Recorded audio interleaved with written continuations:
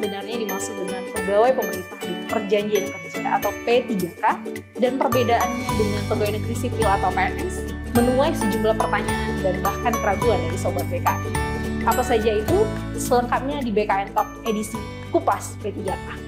Nah, ini yang mungkin menjadi pertanyaan banyak orang. Sebenarnya perbedaannya pegawai negeri sipil itu apa, Pak? Secara umum memang perbedaannya tidak banyak sebenarnya. Tetapi kalau dari sisi persamaan sendiri kan sama-sama tadi saya sampaikan adalah sama-sama pegawai aparatur sipil negara. Yang hanya karena pengertian pegawai aparatur sipil negara, maka yang bisa mengisi hanya warga negara Indonesia. Di luar itu tidak boleh. Tetapi perbedaannya adalah salah satunya adalah terkait dengan posisi yang akan diisi. Bahwa untuk PNS itu dia memang diangkat untuk menduduki suatu jabatan pemerintah. Nah, P3K itu juga akan mengisi jabatan pemerintah, tetapi posisinya adalah dalam rangka menjalankan fungsi dan tugas pemerintah. Jadi dia tidak posisinya duduk dalam jabatan dalam pengertian bahwa dia akan mempunyai karir segala itu tidak. Itulah perbedaan.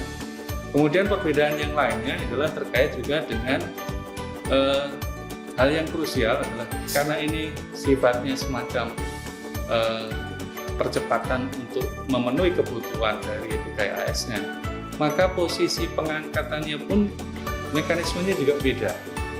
Kalau PNS ada yang namanya masa percobaan selama 1 tahun, yang dimaknai adalah di situ yang bersangkutan akan dilakukan atau dilatih dengan pelatihan dasar untuk bisa siap dalam jabatan itu. Tetapi kalau P3K yang bersangkutan itu justru langsung diangkat dalam jabatan itu tanpa melalui masa percobaan.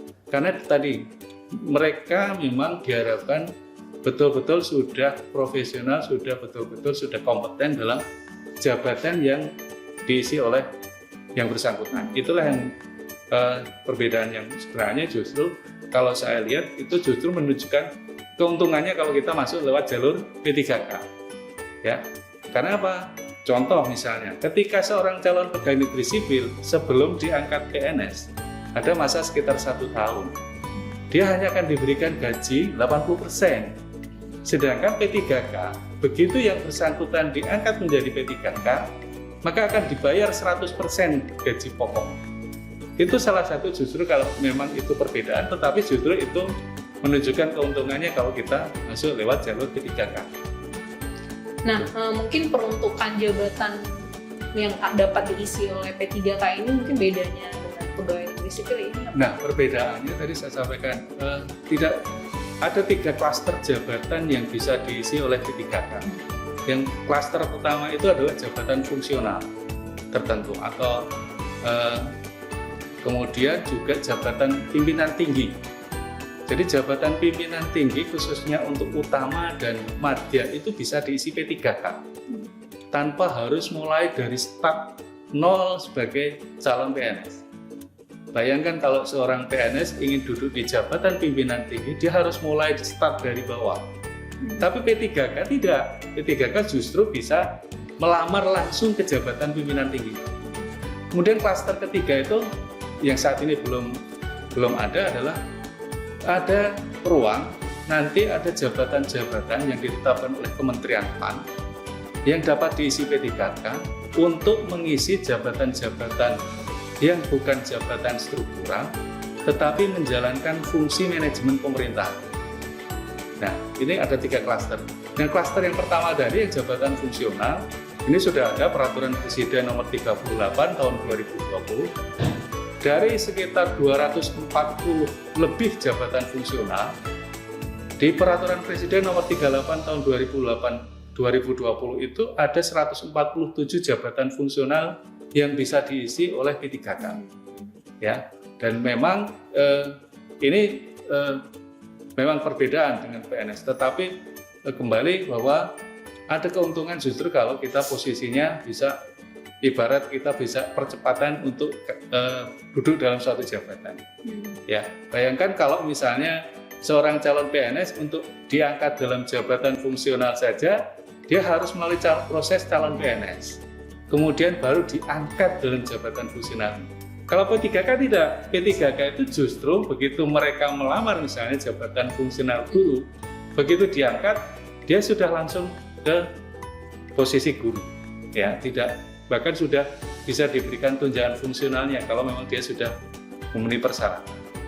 Itu berbeda. Tapi skema pengangkatannya tetap sama ya Pak, lewat seleksi? Nah, ya. Atau ada tahapan perbedaan seleksinya? Kalau dari sisi seleksi semua, baik PNS maupun P3K itu tetap melalui proses seleksi karena ini amanat Undang-Undang Nomor 5 Tahun 2014. Jadi ada proses penyusunan kebutuhan baik PNS maupun P3K, kemudian setelah ditetapkan kebutuhannya, maka akan dilakukan proses seleksi untuk menentukan warga negara Indonesia mana saja yang sudah melamar dan memenuhi kriteria persyaratan yang dibutuhkan.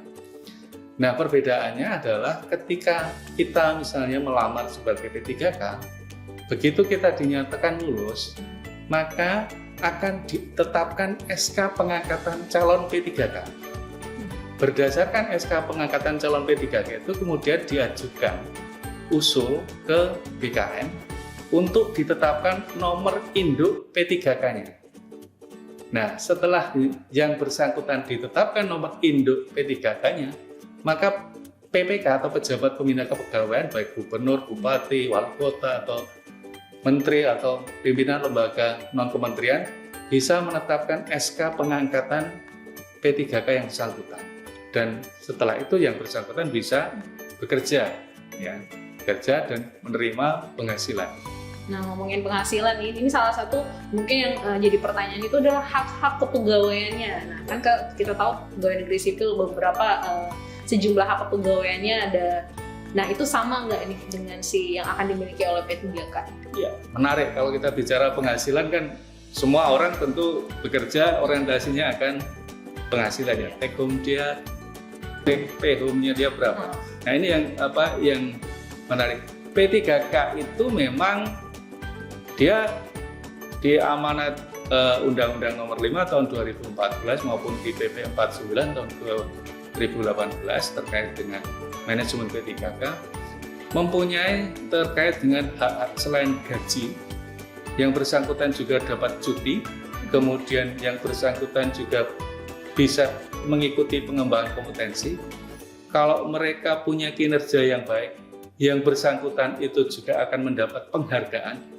Penghargaannya sama dengan penghargaan yang diterimakan PNS. Kemudian yang bersangkutan juga punya jaminan. Jaminan apa? Jaminan hari tua, jaminan kesehatan, jaminan kecelakaan kerja, termasuk juga jaminan kematian, dan bantuan hukum. Perbedaannya, bantuan hukum ini adalah dalam pengertian bahwa selama yang bersangkutan melaksanakan tugas jabatannya, kemudian ada masalah hukum, maka yang bersangkutan berhak dibantu oleh pemerintah. Nah, mungkin yang menjadi perbedaan yang selama ini jadi pertanyaan adalah terkait pensiun. Tetapi amanat di undang-undang maupun di PP ke depan tetap akan diatur terkait dengan jaminan hari tua tadi. Karena apa? Sama-sama kalau di PNS itu ada yang namanya regulasi Undang-Undang 11 tahun 1969 yang mengatur pensiun PNS, bahwa pegawai negeri yang telah memberikan jasa akan diberikan kontribusi yang namanya pensiun. Maka harapannya juga pemerintah ke depan itu ingin mereka yang juga sudah berjasa itu diberikan jaminan juga, walaupun bentuknya memang masih dalam format yang dicari. Karena permasalahannya adalah P3K ini kan kontraknya beda-beda. Ada yang dikontrak 1 tahun, ada yang 5 tahun, bahkan bisa diperpanjang. Nah, ini yang perlu ada formula khusus yang diatur oleh pemerintah. Tetapi amanat di ketentuannya bahwa diharapkan mereka juga ada jaminan tersendiri untuk ibaratnya menghargai kinerja yang sudah diberikan kepada negara. Oh, jadi penghargaan yang ketika mereka mengakhiri masa jabatan ini masih belum digarap lagi ya Pak. Nah, tadi menyambung soal penggajian. Nah, ini mungkin jadi pertanyaan juga ketika mereka P3K di suatu instansi. Nah, ini penggajiannya di masing-masing daerahnya kah atau terpusat nih dikelola oleh pemerintah pusat? Ya. Jadi kita merujuk di Peraturan Presiden Nomor 98 Tahun 2020 tentang penggajian bagi P3K. Di sana diatur bahwa untuk P3K yang berada pada instansi pusat, maka pembayaran penghasilannya menjadi beban APBN. Sedangkan untuk P3K yang berada di daerah, yang artinya yang bekerja untuk instansi pemerintah daerah, maka beban penghasilannya dibebankan pada APBD. Itu sudah ada di ketentuan di di Peraturan Presiden Nomor 98 Tahun 2020. Termasuk di situ diatur juga besarannya. Nah, jadi ada mekanisme pembayarannya, ada mekanisme bayaran, kemudian berapa besaran yang diterimakan setiap P3K. Dan untuk pengelolaannya sendiri berarti sama halnya dengan pegawai negeri ya Pak? Maksudnya pengelolaannya itu ketika sudah diseleksi pengangkatan, penempatan, mereka dikelola, pertanggungjawaban pengelolaannya itu di masing-masing pegawai pemerintah, pejabat pembina kepegawaiannya masing-masing. Iya betul, karena begini, karena penghasilan itu bukan hanya sekedar gaji, tetapi juga tunjangan-tunjangan, baik itu tunjangan keluarga, kemudian tunjangan penghasilan yang lain. Contoh misalnya, kalau di instansi pusat ada istilah tunjangan kinerja, maka diharapkan P3K itu juga mendapat hak yang sama, karena dia punya pekerjaan, punya tugas yang tidak jauh berbeda dengan PNS. Kemudian kalau di daerah ada insentif untuk PNS daerah, maka diharapkan di kontrak itu juga yang bersangkutan P3K juga akan diberikan insentif juga. Maka ketika pada saat penandatangan perjanjian kerja antara pejabat pembina kepegawaian dengan P3K itu di situ clear, sudah harus disebutkan berapa dia terima gajinya, berapa dia terima tunjangannya. Itu sudah tegas harus disebut di situ, sehingga sejak awal P3K itu tahu berapa yang akan diterima. Ya, dia tidak usah nyari regulasinya, baca peraturannya, dia sudah tahu karena dia sejak awal dia sudah tahu ini yang akan dia terima dari negara ke atas kinerja dia. Ya. Nah, dan terakhir mungkin ya soal masa kontrak kerja. Ini kan minimal 1 tahun, maksimal 5 tahun, dan mungkin ini yang mengkhawatirkan justru bagi mereka yang mungkin ingin melamar menjadi P3K, seolah-olah dia Pak ya, lebih kayak bagaimana mereka ketika memperpanjang kontrak kerjanya. Apakah hanya minimal 1 tahun atau setelah 5 tahun mereka harus melamar kembali jadi P3K? Ya, begini, terkait dengan masa kontrak. Sudah ada di ketentuannya di Undang-Undang 5 maupun di PP 49 itu bahwa P3K dikontrak terikat dengan masa hubungan kerja itu sekurang-kurangnya 1 tahun. Maksimalnya sebenarnya di ketentuan tidak diatur, tetapi kebijakan dari pemerintah mengikuti penyusunan kebutuhan PNS per 5 tahun, maka maksimalnya 5 tahun. Ada ketentuan di Peraturan Menpan Nomor 70 Tahun 2020. Ya, jadi masa hubungan kerjanya kurang-kurang 1 tahun, paling lama 5 tahun. Nah, bagaimana dengan perpanjangannya? Kembali perpanjangan itu kembali kepada esensi dari P3K. P3K itu direkrut adalah untuk memenuhi kebutuhan sumber daya manusia di instansi pemerintah. Ya, artinya kalau memang instansi pemerintah masih membutuhkan yang bersangkutan, maka instansi pemerintah bisa memperpanjang. Nah, bagi P3K sendiri tentu saja juga tidak hanya sekedar kebutuhan yang akan diisi, tetapi juga kinerjanya. Ketika kinerjanya baik, tentu pemerintah, pejabat pembina kepegawaiannya ingin mempertahankan, maka dia bisa diperpanjang. Nah, permasalahannya tadi yang ditanyakan adalah apakah mulai proses seleksi? Sebenarnya tidak. Proses seleksi itu kalau yang bersangkutan kemudian melamar atau ingin pindah ke jabatan lain atau pindah unit kerja. Karena tidak ada istilah mutasi P3K. Mereka sejak awal melamar untuk mengisi jabatan tertentu di unit kerja tertentu. Sehingga ketika mereka pindah jabatan, maka mereka harus melalui proses seleksi lagi. karena jabatan yang dilamar beda. Nah itulah ya, itu terkait dengan mekanisme perpanjangan. Jadi kembali kinerjanya bagaimana, kemudian kebutuhan dari sisi instansi pemerintah kebutuhannya seperti apa. Ya, contoh saya gambarkan misalnya pemerintah punya proyek misalnya bangun jalan tol. Diprediksi pembangunan jalan tol itu 4 tahun selesai. Maka direkrut misalnya arsiteknya atau dari teknik sipilnya untuk insinyur untuk mengisi misalnya dia teknisi jembatannya. Mau membuat jembatannya seperti apa? Direkrut. Begitu sudah selesai proyeknya 4 tahun, sebenarnya kan sudah selesai. Kebutuhan pemerintah sudah selesai, dia sudah tidak butuh tenaga itu lagi. Tetapi kalau misalnya kemudian ternyata ada proyek yang lain, ya, yang masih di bawah instansi itu, sebenarnya pemerintah bisa saja memperpanjang. Tetapi kalau sudah tidak dalam jabatan tadi teknisi jembatan, dia mau ke jabatan lain harus tetap proses seleksi. Seperti itu. Ya. Tapi kembali kalau teknisi jembatannya kinerjanya juga tidak beres, baru bangun aja jembatannya sudah ambrol, tentu pemerintah juga pikir-pikir akan memperpanjang, tunggu dulu. Ya, itulah.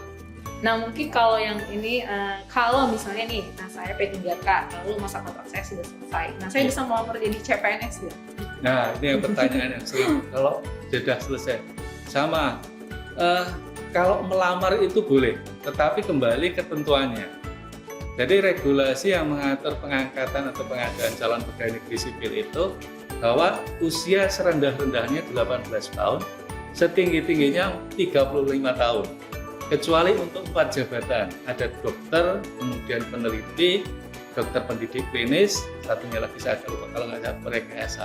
Itu dia bisa sampai usia 40 tahun. Di luar 4 jabatan itu ada peraturan presiden yang mengatur, ya itu tidak bisa, maksimal 35 tahun. Tetapi kalau tetap ingin jadi P3K, dia tidak terbatas usia karena ketentuannya serendah-rendahnya. Untuk melamar P3K itu usianya 20 tahun. Jadi bisa saja kalau dia sudah misalnya selesai P3K, dia usianya dia dikontrak 5 tahun, ya. Padahal dulu waktu diangkat P3K usia 33 tahun, begitu dia selesai kan dia sudah usianya 38 tahun. Kalau dia melamar CPNS tentu nggak bisa, karena dia usianya sudah di atas 35. Tetapi ruang untuk dia melamar P3K masih bisa. Artinya dia masih bisa melamar sebagai pegawai aparatur sipil negara. Berarti ketika masa kontraknya habis ya P3K yang bersangkutan sebenarnya bisa ngelamar lagi ke, misalnya kalau dia ingin melamar ke instansi yang berbeda. Iya. Karena kadang orang bekerja itu begitu sudah masuk di satu unit ternyata bukan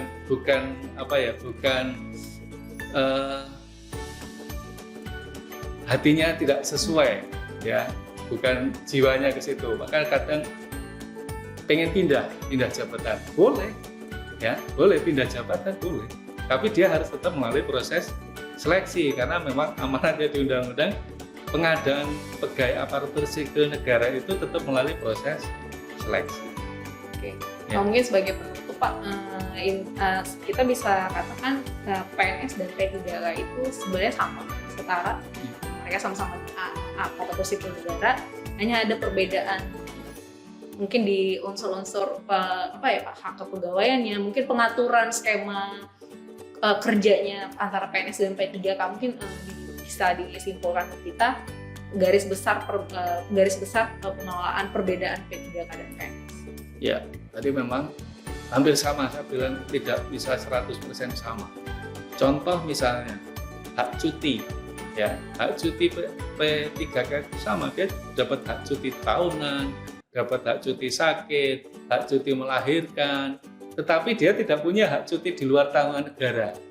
Karena apa? Karena hak cuti tanggungan negara itu bisa diberikan selama 3 tahun. Nah, bisa dibayangkan kalau misalnya P3K dikontrak 1 tahun, tapi dia minta cutinya 3 tahun. Nah, itu makanya tadi saya sampaikan tidak bisa 100% sama. Ada beberapa hal yang agak beda. Tetapi bukan kemudian itu mengurangi bahwa yang bersangkutan tidak punya hak. Tetap dia punya hak. ya hak cutinya masih ada. Ya, pengembangan karir yang walaupun dia hanya dikontrak 1 tahun, itu tetap pemerintah punya kewajiban mengembangkan karir, bukan pengembangan karir, pengembangan kompetensi, maaf, pengembangan kompetensi. Karena apa? Ketika seorang P3K dia ditingkatkan kompetensinya, sebenarnya yang untung itu siapa? P3K atau pemerintah? Tentu pemerintah, karena dia selain sudah punya tenaga yang tadi direkrut sejak awal sudah punya kompetensi, kemudian ditingkatkan kompetensi, performanya yang meningkat bukan hanya performanya dari P3K, justru performance unit kerja, performance dari instansi pemerintah yang bersangkutan itu juga akan secara signifikan akan meningkat. Itulah maka diberikan kewajiban pada pemerintah untuk itu. Jadi intinya jangan ragu untuk menjadi P3K ya Pak? Iya. Karena seluruh unsur-unsur kepegawaiannya bisa dikatakan kurang lebih sama dengan PNS walaupun memang ada perbedaan di skema kerjanya, kultur kerjanya, seperti itu. Baik, terima kasih Pak Dwi Haryono untuk waktu dan kesempatannya. Semoga apa yang kita obrolin di BKN Talk Kupas P3K kali ini sedikit banyaknya menjawab nih kekhawatiran atau pertanyaan dari Sobat BKN. Baik, saya Desi mewakili BKN. Terima kasih untuk BKN Talk kali ini. Sampai ketemu di BKN Talk lain kali.